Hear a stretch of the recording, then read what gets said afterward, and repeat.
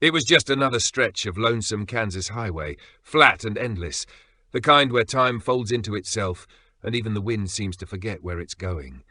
The kind of place people pass through without a second glance. But on that evening, with the sun melting into the horizon in shades of burnt orange and gold, something stirred. Something small. Something white. And for Jackson Ford, a single dad just trying to get home, it was enough to make him press the brake. The truck groaned in protest, tires crunching gravel as it came to a stop. Johnny Cash crackled low on the radio, though Jackson barely heard it. His mind was preoccupied, tangled in thoughts of his daughter and whether she might let him hold her hand tonight. 3 years of silence had stretched between them, and still, every day, he hoped. He squinted through the windshield. At first it looked like nothing, just a flutter of fabric caught in the grass. Could have been a plastic bag or some sun-bleached rag. But something in his gut, the instinct honed by years as a firefighter, a husband, a father, whispered, "Don't drive past this." Jackson stepped out. The wind was dry, sharp, brushing against him with a chill that didn't belong to spring. He walked toward the edge of the road, and that's when he saw her. A little girl, knees tucked under her, sitting still in a patch of tall grass. Her face was streaked with dirt, hair tangled and clutched tight in her arms was a threadbare stuffed bear. She couldn't have been older than 6 or 7. But her eyes, those wide, unblinking eyes, locked onto his with a calm that sent a shiver through him. He dropped to his knees. "Sweetheart," he asked softly, "are you okay? Are you hurt?" She shook her head, slow and deliberate. Then, barely louder than the wind, she said, "Please help my brother." She pointed. Jackson turned and felt his heart plummet. There, maybe 20 feet away, hidden under dry brush and shadow, was a boy, face down, still. No movement. Jackson didn't think. He ran, slid down the slope, knees scraping dirt, hands already reaching. The boy was older, maybe 10. His skin was clammy, his lips pale. A bruise darkened his temple, and there was dried blood on his elbow. His breathing was faint, shallow. Jackson scooped him up without a second thought and sprinted back to the truck. "Come on," he called to the girl. "Let's go." She followed, silent as a ghost, climbing into the passenger seat, still hugging the bear. Jackson laid the boy across the back seat, careful with his head, and slammed the door. He jumped in behind the wheel, turned the key. Click. Nothing. Tried again. Click. Still nothing. No, he muttered, slamming his palm against the steering wheel. Not now. In the rearview mirror he could see the boy, too still. Time was dripping away like water from a cracked glass. Then, from the passenger seat, the girl spoke again. Calm, quiet. "Check under your feet. Sometimes the wire gets loose." Jackson turned. "What?" She pointed beneath the pedals. "Mom had the same truck. If it smells like metal and won't start, it's the red wire." His hands fumbled for the flashlight. He crouched low, breath short. There it was, a frayed red wire, insulation chewed through from time and wear. Must have come loose when he braked. He didn't hesitate, pulled out his keyring. Fashioned a quick fix with a rubber band from the first aid kit. Hands shaking, he climbed back into the seat and turned the key again. The engine roared to life like a defibrillator to the heart. The girl didn't smile. She just turned toward her brother, clutching that bear tighter. Jackson looked at her, this tiny soul, brave and calm. "You just saved your brother's life," he whispered. She didn't answer. But her eyes said everything. As the truck sped down the road, emergency lights blinking in the dusk, questions swirled in Jackson's mind. Who were they? Where had they come from? How long had they waited for someone to stop? There were no answers. Only the fading light, the hum of the tires, and the soft, rhythmic breathing from the back seat. "What's your name?" he asked her gently. She looked up at him. "Lucy," she said. "My name is Lucy." The cabin was small, tucked beneath the whispering trees, its windows catching the last light of the day like pockets of warmth. Jackson pulled the truck to a halt in front, gravel crackling under the tires. The engine exhaled steam as it cooled. No one moved. Jackson looked at Lucy. Her fingers were tight around her bear, its fur rubbed thin where love had worn it down. She wasn't crying, but there was something too still about her, too old for a child. Toby, the boy, was still breathing, barely, but it was enough. "All right," Jackson said, more to himself than anyone. "Let's get your brother inside."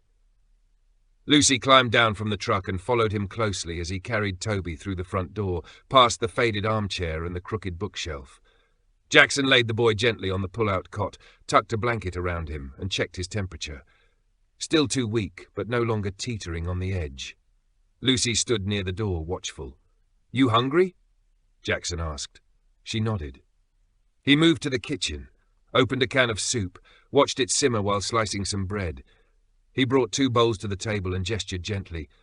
"Come sit." She hesitated, then obeyed, climbing into the chair like someone unsure if they belonged. "You did something amazing today," Jackson said, watching her. She blinked. "How'd you know about that wire?" She sipped the soup, then answered slowly. "Mama showed me. Our truck wouldn't start once. She said if anything happens, I had to remember where everything was, in case we had to run again." Run again. That phrase clung to the walls. Jackson didn't push. Not tonight. He glanced at her bear. "That bear got a name?" She looked Waffles. He smiled. "Good name."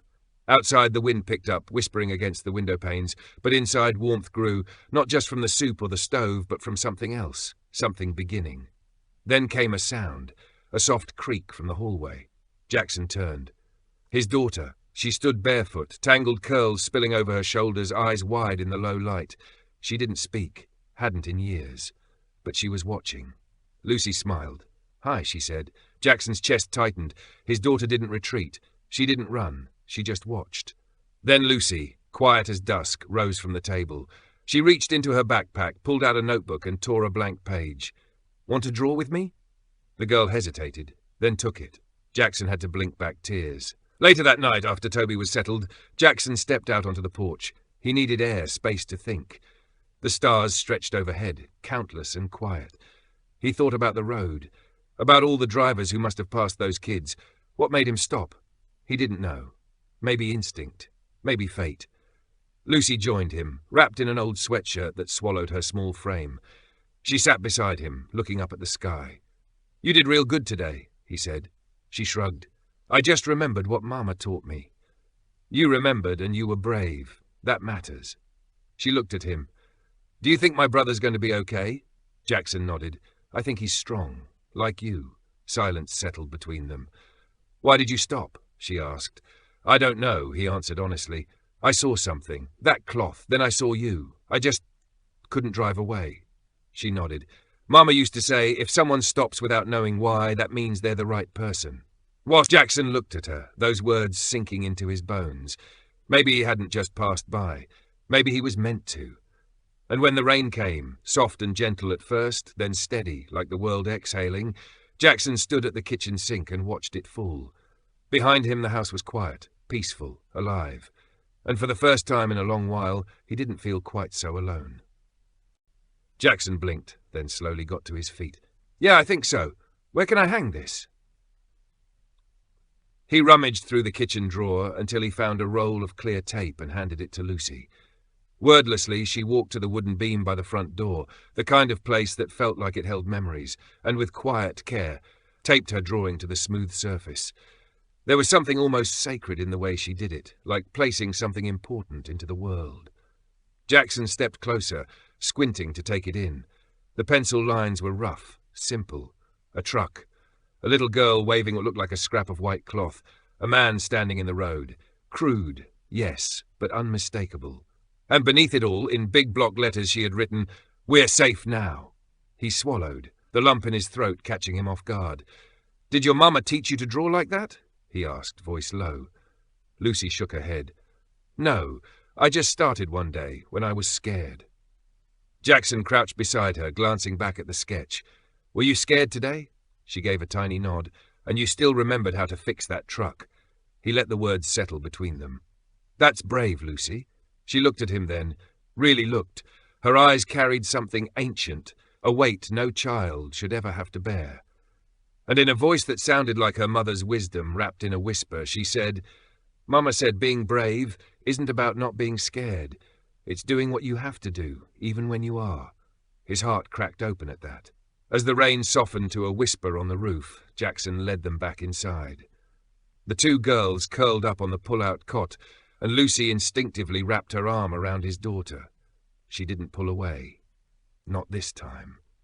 Jackson pulled the blanket over them, brushing a kiss on his daughter's forehead. She didn't flinch. It was the first time in years she hadn't. In the kitchen, Jackson sat alone with his weathered notebook, the one he only opened when thoughts felt too heavy to hold. He stared at the blank page, the words already rising like steam in his mind. Tonight I saw something I didn't know I was missing. 2 children, strangers, taught my daughter how to sit still with someone else. And they taught me that maybe love isn't something you protect. Maybe it's something you share, even if it hurts, even if it's a risk. He closed the notebook and let the quiet wrap around him. The next morning, Jackson rose early. Toby was stirring, barely. His eyelids fluttered, and a soft groan escaped his lips. Jackson knelt beside him, resting a steady hand on the boy's shoulder. "Hey there, big guy," he said gently. "You're safe. Just rest. You're at my place." Toby blinked once, his lips moving wordlessly before Jackson helped him take a sip of water. The boy's gaze drifted toward the kitchen, where laughter was drifting out like sunlight. Lucy and his daughter were giggling over something only they understood. "Your sister's been keeping watch over you," Jackson said, nodding toward the sound. "She's pretty incredible." Toby managed the faintest of nods. And then, in a voice as ragged as wind through dry leaves, he whispered, "She always is." Jackson's breath hitched, his throat tightened. "You're welcome to stay," he said softly, "as long as you need." Toby didn't reply, but he didn't pull away either. And for now, that was enough. Later that day, Jackson passed the drawing still taped beside the door. He paused. The words stared back at him, unshaken. "We're safe now." He reached out and touched the edge of the paper, careful not to crease it. He realized then that safety wasn't about locks or alarms. It was something far more fragile. Something Lucy had carried in with her. Hope. And somehow, that was enough. By the end of the first week, Jackson knew Lucy wasn't like other kids. It wasn't just how calm she stayed, or how she sat silently with his daughter when she had nightmares.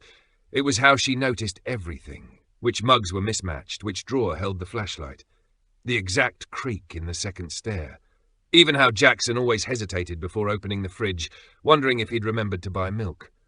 She didn't pepper the world with questions like most children. She watched. She learned. She stored things away like they mattered, because to her, they probably did. One rainy afternoon, with chili bubbling on the stove, Jackson stood in the doorway watching Lucy draw again, this time on the back of an old cereal box. She sat cross-legged on the rug, completely absorbed. His daughter sat beside her, copying lines with a crayon. Toby was on the couch, a book resting on his chest. "What are you working on?" Jackson asked, walking over. Lucy looked up. "A map. A treasure map." She shook her head. "A memory map." Jackson crouched beside her. The drawing was detailed, far too detailed for someone her age. A grand staircase, chandeliers, a sunroom full of plants, a fireplace flanked by tall windows. He didn't recognize any of it. "What is this place?" he asked softly. She paused, pencil hovering mid-line. "My grandma's house, the one we used to live in before we had to leave." Jackson studied it again, seeing now how carefully she had tried to preserve it. A child fighting to hold on before the memory slipped away. "Why did you have to leave?" he asked. Lucy didn't look at him. Her voice was calm, steady. "They didn't like Mama." "Why not?" "They said she didn't belong, that she ruined everything." Lucy's eyes stayed fixed on the drawing. But she didn't. She just wanted to keep us safe. Jackson sat down beside her. "What were their names?" She hesitated, cautious now. "You don't have to tell me," he said gently. "Only if you want to." After a long moment she whispered Maybridge. The name hit him like a gust of wind. Maybridge. He'd heard it before, tied to old money, whispered through town, wrapped in quiet power and even quieter scandal. "You're really good at remembering things," he said. Lucy nodded. "Mama said I had a gift, but sometimes it feels like carrying too many boxes." He smiled, eyes soft. "Even heavy boxes make you stronger." She looked at him, then leaned her head gently against his arm. And something inside him, something restless for years, finally settled. That night, Jackson pulled out his old laptop. He wasn't looking to dig too far. Not yet. But he needed to understand who might come looking for Lucy and why. He typed in the name Emily Maybridge. Photos, society pages, fundraisers, partnerships. Then, 5 years ago, silence. One article mentioned her sudden disappearance from public life. No scandal, no statement, just gone. There was a photo. Jackson stared. Her hair was swept back, auburn and graceful. She had Lucy's eyes, Toby's chin. But more than that, it was the way she stood, angled protectively, one hand on each child's back, like she already knew she might have to run. He closed the laptop slowly. What kind of woman walks away from everything, wealth, power, security, just to keep her kids safe? That night, as Jackson sat on the porch with a mug of tea, Lucy joined him again. Same old blanket wrapped around her. "Can I ask you something?" she said. "Anything." "Why do you always look at the stars?" He smiled at the sky. "Habit, I guess. My wife used to say they reminded her there was more out there than our problems." "Where is she now?" "She passed, a few years back." Lucy nodded, solemn. "I'm sorry." "You've been through a lot too," he said. She looked up. "Mama used to talk to the stars, said they were like a telephone, that if anything happened, I could still talk to her that way." Jackson chuckled softly, though his throat ached. "That's beautiful." She leaned her head on his shoulder. "Good people don't disappear, they just change places." He didn't speak, just watched the stars with her in silence, shared and sacred. Later that night, unable to sleep, Jackson opened the backpack Lucy had carried with her. He'd avoided it until now, but something told him it was time. Inside, a broken crayon, a dried lavender sachet, and a folded yellowing note, 5-word number. Rachel Green, 785-555-0193. It took him a moment, but then it clicked. Rachel Green, the fearless child advocacy lawyer, known for taking on impossible cases and winning. If Emily Maybridge had trusted her, he picked up the old rotary phone on the wall, hesitating. This was a line he couldn't uncross. But maybe it was time. The phone rang 4 times. "Green," a clear professional voice answered. "Hi, I'm sorry to call so late. My name's Jackson Ford. I found your number in the belongings of a little girl named Lucy. I think she's your client's daughter." There was silence, then sharp and full of weight. "Where is she?" "She's safe," he said. "She and her brother are with me. I found them on the side of a county road near Winfield. The boy was unconscious. They've been here for 5 days. Another pause. Deep. Like someone was holding their breath. "You said your name is Jackson Ford," the voice asked again. "Yes, ma'am. You wouldn't by any chance have been driving?" The woman who stepped out of the black SUV didn't arrive with ceremony. No designer heels or dramatic flair, just sturdy boots, weather-worn jeans, and a windbreaker zipped tight against the mountain chill. Her eyes were the kind that had seen the worst of the world and learned not to flinch. Jackson met her on the porch, the old boards creaking beneath their feet. "They're inside," he said, nodding toward the cabin behind him. "Sleeping, I think. Toby's still, healing." Rachel didn't move right away. She just stood there, studying him, her gaze steady and long. Then she said quietly, "She chose you." Jackson's brow furrowed. "Emily?" "She didn't know who it would be," Rachel replied. "But she believed that if anything ever happened to her, the world would send the right person. She used to say, 'Someone will stop. Someone always stops. That's who I want my kids with.'" Jackson let out a slow breath, heavy with the weight of those words. "That's a lot to live up to." Rachel offered a small, knowing smile. "You already are." They sat down together on the porch, the silence between them not awkward but full. Rachel reached into her bag and pulled out a manila folder, opening it with care. "Emily Maybridge came to me 5 years ago," she began. Terrified. She'd uncovered something dark, financial abuse in her husband's family, laundered money, bribes, and worst of all, they were funneling money from the kids' trust funds into their own pockets. When she confronted them, they threatened to have her declared mentally unstable, said they'd take the children. Jackson's face tightened. "So she ran." "She vanished," Rachel nodded. "Changed her name, moved constantly, homeschooled the kids, worked nights, cleaning motel rooms. Every time she found even a sliver of stability, she sent me a letter, handwritten, never digital." She handed him one. The paper was worn thin, the ink smudged, but the words stood strong. "If something happens to me, and I believe one day it will, please don't search by blood or name. Search by heart. Someone will stop. Someone who doesn't have to. Someone who chooses to. That's where they'll be safe." Jackson read the letter once, then again, a third time. When he finally looked up, his voice was low. "Why didn't she go to the police?" "She tried," Rachel said, "but the Maybridge name opens doors and closes them. She was alone in a system that wasn't made to protect people like her. Rachel reached into the folder again. She gave me custody papers, not signed but notarized. She trusted me, and now, apparently, she trusted you. She looked out across the land that stretched wide and untamed beyond the porch. This is a good place, she said softly. They've never had that before, a home that feels like one.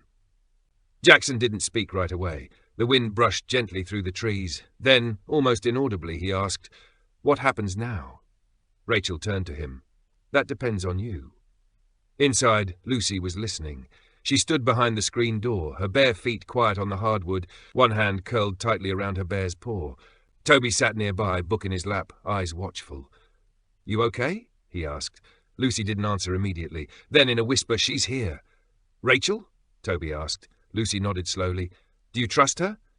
She didn't take her eyes off the door. "I think Mama did." She paused. "And he does too."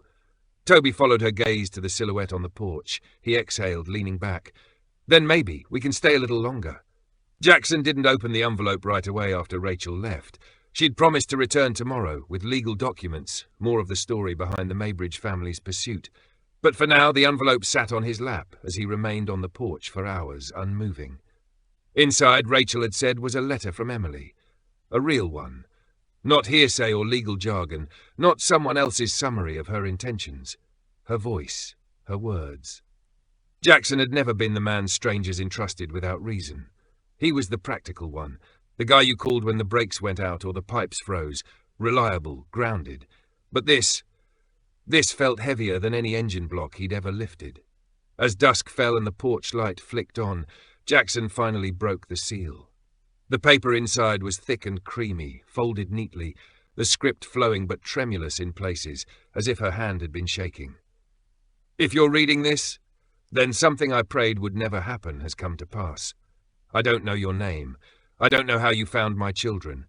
But if you did, then I believe you're the one who saw what others didn't. That you stopped. That you chose them. I've lived with fear so long I almost forgot what peace feels like. But Lucy, she reminded me, and Toby, he carried more than any child ever should. You'll see that. He watches everything. And Lucy, she remembers everything. My laugh before the sickness, how to coax life from an engine, how to sense danger, and how to recognize kindness. She's better at it than I ever was. I couldn't keep running. Not with the illness worsening and the shadows closing in. So I trained them in every way I knew how, and I gave their names to Rachel, because I trust her. But I told her to wait. To hold this letter until the person who found them wasn't just safe or rich or powerful, but good. If that's you, thank you. There's no fortune, no estate, only them. They are everything good I ever had. Please, keep them safe. Let them breathe. And if there's any love left in your heart, give that to them too. You don't need to be perfect. Just don't leave. By the time he finished reading, the world had gone still. Night pressed gently around the cabin, crickets humming like a lullaby. Jackson folded the letter slowly, reverently, and placed it back in the envelope. Then he sat there, letting her words soak into the hollows of him like rain on parched earth. Inside, laughter bubbled up, soft but real. It was Lucy, light and free, followed by a giggle from his daughter, one he hadn't heard in years. That sound had been missing from his life for so long, and now here it was again. He stood and stepped into the house. In the living room, the children lay sprawled on the rug, surrounded by picture books.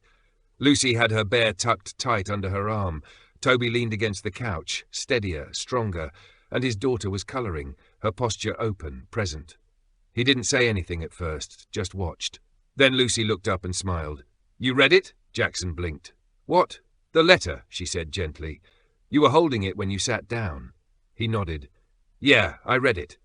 She got up and walked to him, pulled something from her pocket, a folded piece of paper drawn in crayon. She placed it in his hand. It was a picture of him, standing on a road, one hand outstretched, two children behind him. Above, a white cloth fluttered like a flag, of surrender, or maybe salvation. At the bottom, in bold block letters, "You stopped so we could stay." His throat closed. "You drew this?" She nodded. "Why?" Lucy looked up at him with eyes too wise for her years. "Because Mama said the person who stopped wouldn't be someone we passed. They'd be the reason we stayed." Jackson crouched down, eye to eye with her. "Lucy, I don't know what the future holds or what kind of trouble your family might still bring, but I do know this. You, Toby, your mama, you deserved better, and I'm not going anywhere." She hugged him then. Not fast, not fierce, just steady.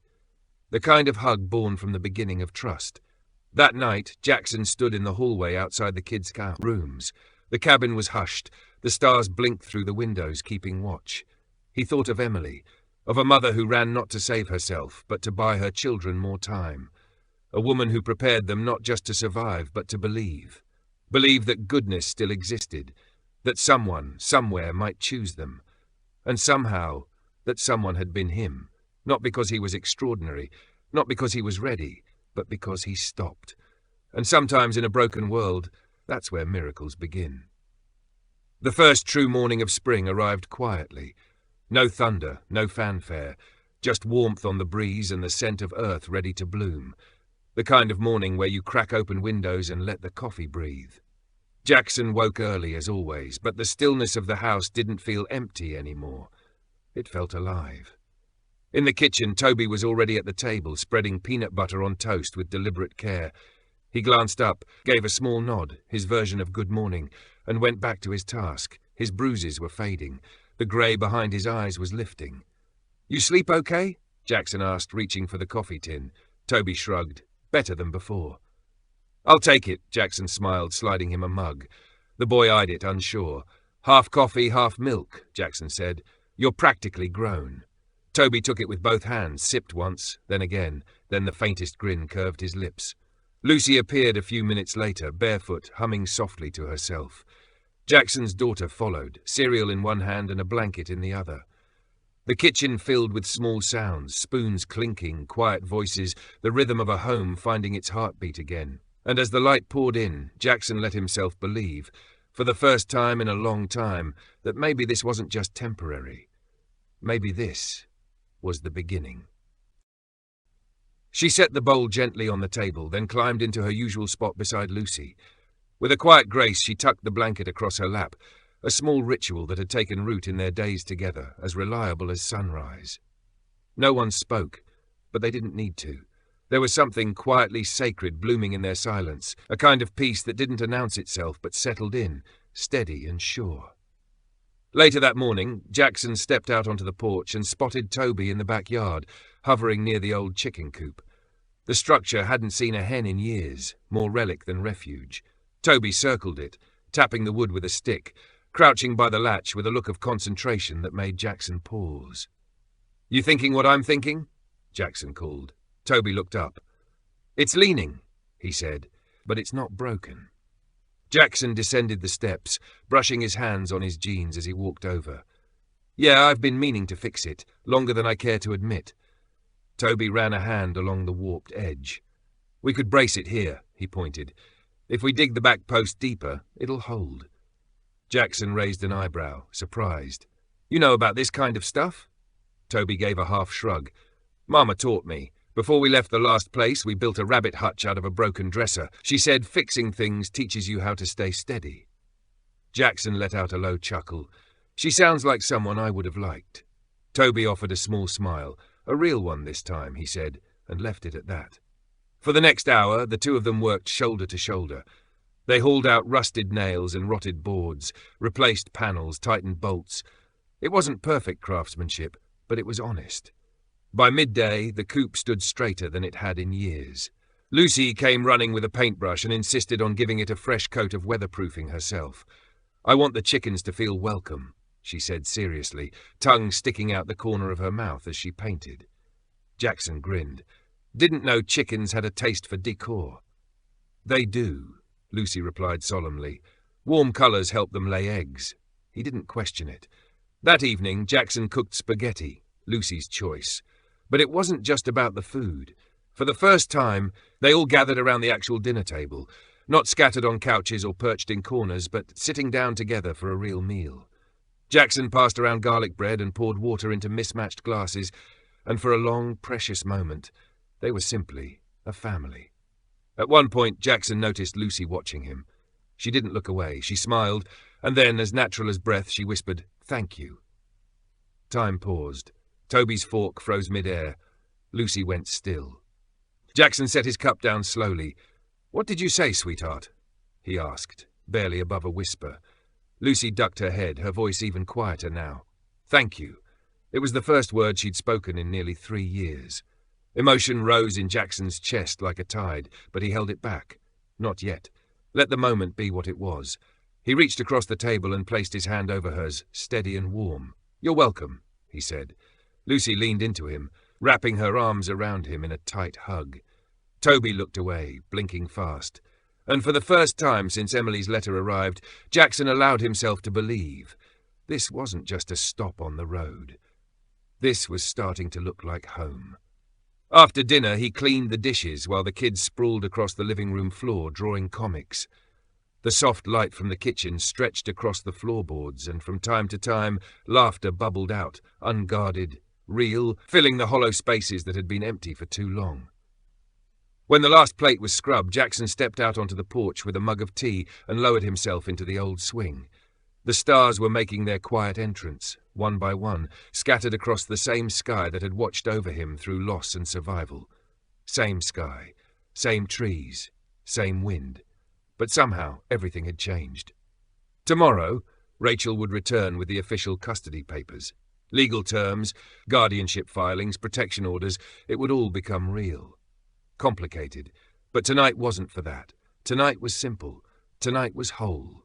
He sensed someone behind him and turned. Toby stood in the doorway, hands stuffed into the front pocket of his hoodie. "Thanks for today," the boy said quietly. Jackson nodded. "You did good work. I think she'd be proud." He didn't have to clarify who he meant. "She already is," Toby replied. He turned and stepped back inside, leaving Jackson alone with the stars and a sense of something he hadn't felt in years. Hope. For a man who'd once believed his story had already been told, etched in loss and quiet endurance, Jackson was learning something new. Sometimes stories don't end when the hurt does. Sometimes they begin when someone finally chooses to stay. The fire crackled softly inside, casting warm light across the cabin walls. The wind outside brushed against the windows, gentle and persistent, like it was asking to be let in. But the warmth inside wasn't just from the wood stove. It came from something deeper, the kind of warmth that lives in people who've made the decision to stay. Jackson sat on the braided rug, back against the couch, one knee bent, arm resting on it as he stared into the flickering flames. Across from him sat Rachel Green, cradling a mug of chamomile tea. She looked more relaxed than he'd seen her in weeks. She had arrived just before dinner, SUV full of legal papers, eyes lined with exhaustion but softened by the sight of the kids playing in the yard. Now, with the children tucked in and the dishes done, the two of them sat in a rare moment of quiet. "I used to hate silence," Rachel said, swirling her tea. Jackson arched a brow. "Yeah," she nodded. "When I first started practicing, I lived above a bar downtown. Noise was my anchor. Silence felt like something was missing. But now," she leaned back slightly, "now I think silence is just truth without disguise." Jackson smiled. "That's awfully poetic for a lawyer." Rachel chuckled. "Don't tell my clients." They slipped into an easy quiet, the kind that doesn't demand to be filled. Shadows danced along the floor, slow and soft. "I've never had a case like this," she said after a while. Jackson didn't answer. She continued anyway. "I've worked on custody cases, emergency removals, abuse survivors. But this, Emily's plan, her faith in the unknown, it's the kind of thing that either rebuilds your faith in people or breaks everything you thought you knew." His voice was low. "Which one is it for you?" She turned toward him. There was something in her eyes now, not the professional polish, but something deeper. "I think it's both, but mostly it's restoring something I didn't realize I'd lost." Their eyes met, and in the soft glow of the fire, something unspoken passed between them. Not rushed, not romantic in any obvious way, just human, trust, a warmth not born of flame but of understanding. Jackson looked away first, not from awkwardness but in reverence. Rachel set her mug on the table. "The papers are ready," she said. "You'll be listed as guardian. I'll stay on as secondary executor to keep things smooth." He nodded. "Thank you." She added, more firmly now, "You're not doing this alone anymore. I've added myself as co-counsel, so if the Maybridges challenge it, and they will, they'll have to come through me." Jackson studied her face. For the first time, he let himself ask what had been lingering in his mind. "Why are you doing this?" Rachel tilted her head. "Because it's right. I know that." But he didn't let it go. "There are other lawyers, simpler cases, safer ones. Why stay in this one?" She didn't answer at first. Then she leaned forward, resting her elbows on her knees, hands clasped. "My little sister," she said softly. "She got caught in something like this. Different people, different city, but the same kind of cruelty, hidden behind money and power. I was still in law school. I couldn't do anything. And she didn't make it out." Jackson's breath caught. "Rachel?" She held up a hand. "It's okay. It was a long time ago. But I swore I'd spend the rest of my life making sure no kid ever gets erased because someone rich thinks they can decide who matters." He said nothing, just nodded. "When Emily came to me," she went on, scared but determined, so much smarter than people gave her credit for, "I saw my sister in her. I saw what courage looks like when your heart's already broken, and I promised her I'd see it through."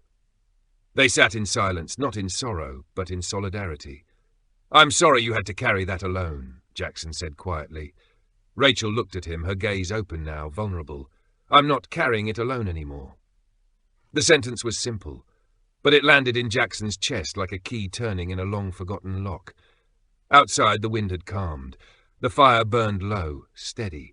And inside that quiet, two people who'd spent their lives bracing for the worst began to believe in something better. Jackson finally let his shoulders drop as he made one last round through the cabin. When he peeked into the kids' room, he found Lucy and his daughter curled up beneath the same blanket, their arms tangled together in a quiet, unconscious embrace. Between them lay a half-finished drawing, and on the windowsill, Waffles the bear kept watch like a sleepy little guardian. Toby, on the other hand, was still awake, his flashlight casting a soft cone of light over a tattered book. Jackson leaned against the doorframe. "Can't sleep?" he asked. Toby didn't look up. "Not used to peace, I guess." Jackson stepped inside and gently ruffled his hair. "It grows on you." Toby gave a smirk. "Yeah, that sounds like something that happened to you." "Something like that," Jackson said with a shrug, then paused. "You did good work on the coupe today." "Thanks," Toby replied. "I was thinking maybe we could add a ramp tomorrow." Jackson nodded. "I like the sound of that." As he turned to leave, Toby's voice stopped him. "You know, you don't talk much about your wife." Jackson stood still for a beat. "No," he said softly. "I guess I don't." Toby didn't push, but the look in his eyes, the kind that carried too much understanding for someone so young, stirred something in Jackson. After a long pause, he said, "She was kind, strong, the kind of person who made silence feel safe." Toby nodded solemnly. "That's what this place feels like." Jackson reached over and clicked off the flashlight. "Then we're doing something right." Back in the living room, the fire had burned down to gentle embers. Rachel had dozed off on the couch, her arms folded, head resting against the cushions. A blanket had been draped over her shoulders. He didn't remember putting it there. Jackson stood quietly, watching the slow, steady rhythm of her breathing. This cabin, once haunted by loss, by long silences and shadows, was now full of something else. Something that breathed. A man, a woman, 3 children, all touched by grief, all learning what it meant to stay. And maybe, just maybe, something like love had started to bloom in the hush between flames. The morning the Maybridges came, it wasn't with thunder or lightning, but with a quieter kind of warning. The air shifted, subtle but distinct. It rattled the wind chimes, made the porch swing groan, and stirred the leaves along the path like whispers on the dirt.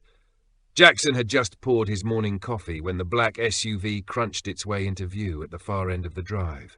It didn't belong. Too sleek, too polished under the Kansas sun. Its tinted windows gave away nothing, but Jackson felt the coldness from here. He set the mug down with deliberate care. Rachel appeared on the porch as if summoned by the tension in the air, jacket already on, legal folder in hand. "They're early," she said. "Who are they?" Jackson asked. She met his eyes. "The Maybridges, or rather their lawyers. The family doesn't show up unless it's in a courtroom or behind a wall of money." Jackson gave a slow nod, his jaw tightening. He knew this moment would come. Families like that didn't let go of legacy without a fight. Lucy and Toby weren't just children to them, they were heirs. symbols of control, of power. The SUV door opened. Out stepped a man, lean, crisp, every crease in his suit speaking of a world where warmth had no currency. Beside him, a younger woman, efficient in high heels and a smart briefcase. Her eyes scanned the cabin like she was assessing a piece of property long past its prime. Rachel walked down to meet them, voice calm, spine straight. "I'm Rachel Green," she said, offering her ID. "Legal counsel for the miners." The man barely glanced at it. "Daniel Cutler, representing the Maybridge estate." "You're 3 days early," she said. "Care to explain why you're here without court approval?" His smile was practiced. Thin. "We're hoping to avoid court, if there's cooperation." Jackson stepped down a single step from the porch, arms folded. "You can speak plainly," Rachel said. "You're here to take them." Cutler nodded once. "The estate seeks temporary guardianship until the formal hearing. It's a matter of stability." "They are stable," Jackson cut in. The young woman with the briefcase glanced at her tablet. "Mr. Ford, with all due respect, you're a mechanic in a cabin, with no formal ties to the family. You're not equipped." "I'm equipped for kindness," Jackson interrupted, voice steady, "and they've had enough of people who weren't." Cutler stiffened. "This isn't about feelings. It's about legal custody. These children are beneficiaries of a significant trust. They cannot be left to the influence of someone without standing." Rachel tilted her head. "I assume the estate has care plans prepared? Guardianship interviews? Home evaluations? Or are you just here to reclaim assets?" Silence. "That's what I thought," she said, voice cutting. "You're not here for their well-being. You're here for control." Cutler's tone darkened. "That girl's not even old enough to choose her breakfast. Do you really think her opinion counts?" Behind them, the screen door creaked open. Lucy stood barefoot, hair tousled, waffles tucked under one arm. She looked impossibly small next to the suits and the gleaming vehicle, but her voice didn't waver. "I want to stay." Everyone turned. Rachel took a step forward. "Lucy, sweetheart." "I want to stay," she said again, louder this time, chin lifted, voice clear. "This is where we're safe. Mama said if someone stops for you, even if they don't know why, they're the ones you trust." She looked at Jackson. He stopped. Toby joined her, his hand resting gently on her shoulder. "He fixed what was broken," he said simply. Jackson stood frozen, throat tight. He let them speak. Lucy stepped forward onto the porch, facing the lawyers like she stood 10 feet tall. "I don't want a big house or money. I want pancakes on Sunday, chickens in the yard, a porch swing that squeaks when it rains, and people who don't leave when it gets hard." Rachel turned, eyes shining. Cutler cleared his throat. "The court will decide." "They will," Rachel said sharply. "And I'll be there, with testimony, reports, a psychologist who's already confirmed the emotional stability these kids have found here. And if the court listens to anything they've just said, you'll lose." Cutler's jaw clenched. "You'll regret dragging this out." Rachel's voice turned cold. "I don't regret doing what's right. Neither do they." The lawyers retreated in silence, SUV disappearing down the road. As the dust settled and the wind quieted, Jackson turned to the kids. "You two okay?" Toby nodded. Lucy's shoulders sagged a little, but she didn't cry. Instead, she stepped forward, took Jackson's hand and said softly, "They made it sound like we were lucky to belong to them. But I think we're lucky because we don't." Jackson crouched, pulled both kids into his arms and let the porch hold them close. Behind them, Rachel leaned on the railing. "She's going to change the world," Jackson whispered. "She already changed mine." That night, Jackson stood outside beneath a sky scattered with stars. Steady, quiet, the kind of night that made you believe in beginnings again. He thought about Lucy's words, not just what she said, but how she said them. Brave, steady, a voice that reshaped silence and dared the world to listen. Rachel joined him, 2 mugs in hand. She passed one to him and leaned in, shoulder brushing his. "They'll try again," she said. "I know. We'll be ready." He looked at her then, really looked. "I don't want this to end. Not after the hearing. Not after the paperwork." Her gaze held his. "Then don't let it." Above them, the porch light flickered, like it always did. Jackson had meant to fix it 100 times. But maybe, deep down, he hadn't, because its flicker had become something else. A ritual. A stubborn little flame that refused to go out. Inside the cabin, life moved gently. Toby sat at the kitchen table, carefully sanding the slats for the chicken coop ramp. tongue poking from the corner of his mouth, focused, proud. Lucy and Jackson's daughter huddled in the living room, crafting their new comic book, The Bear and the Girl Who Knew Everything. Lucy wrote, Jackson's daughter illustrated. Waffles, naturally, was the hero. Rachel stood in the hallway, her voice low and calm as she spoke to the counsellor she'd found for Toby, not because anything was wrong, but because she believed healing needed space. Jackson watched them all, then turned to the trees, where fireflies danced and frogs croaked, and for the first time in years he wasn't listening for something bad. He was listening to peace. Rachel joined him again, cider warm in their hands. This place was silent just a month ago, she said. It doesn't feel like they're visiting anymore, he murmured. They're not. He turned to her, voice low. This house has seen a lot. Grief, loneliness, a father learning how to hold on when a little girl wouldn't let him. He paused. But now, it all makes sense. Because of them? Rachel asked. Because of what they brought, he said. A second chance I didn't know I needed. She looked at him softly. I think Emily knew that whoever stopped wouldn't just save her kids. They'd be saved too. His throat tightened. He reached up and tapped the base of the porch light. This old thing used to flicker.